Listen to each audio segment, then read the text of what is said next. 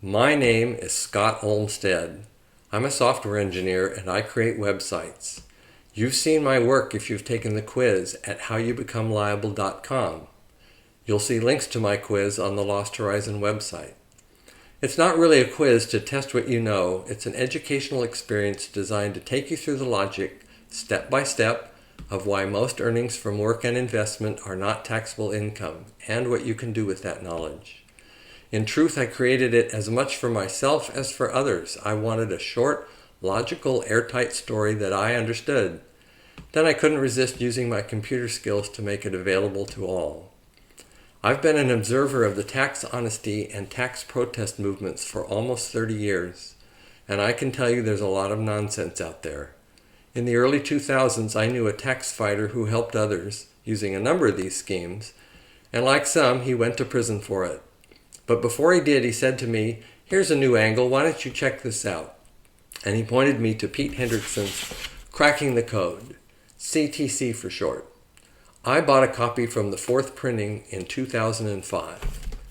I was skeptical of what it said because it was so simple at its base. The other theories required knowledge of many parts of the law or many details of how the computer at the IRS works. And the idea that most of us are parting with trillions of dollars every year because of its deception was just too much to believe. How could that be right?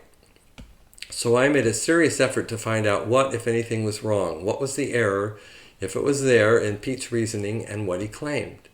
I read in detail the victories that Pete posted at Lost Horizons.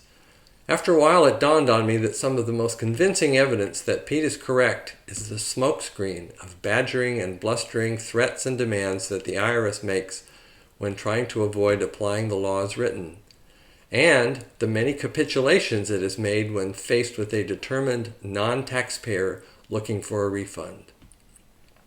Listen, if you owed the tax, they would tell you in no uncertain terms exactly why you owe the tax and why there is no way for you not to be liable for the tax. But they don't do that. They may threaten penalties, they may claim they need your W-2 form. Every few years they seem to have a new tack for discouraging honest tax filings. But here's the good news. Sometimes now they don't use these, and here's proof. I'm embarrassed to say that I was convinced of the truth more than a decade ago, and yet I failed to act on my knowledge. But as they say, better late than never. During the pandemic, I decided that was long enough, and I filed an amended return for 2018. A few weeks ago, I received this check for all that I paid, Social Security and Medicare taxes included, plus interest. They gave me no argument at all, just sent a check.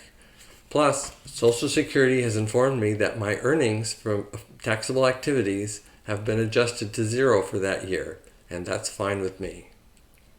So here's how you might start. Read the book if you haven't already, then file a CTC-educated amended return as I did. Is there any risk in doing so? Well, almost nothing in life comes without a risk of some sort, and neither Pete nor I will guarantee the outcome. But look at the record.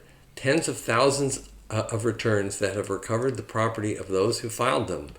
There's no reason you can't be one of them.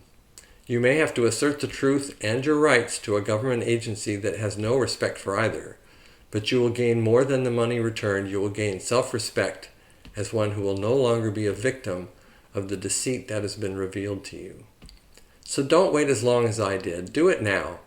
Add one more victory to the list. Better late than never, sure, but better now than later.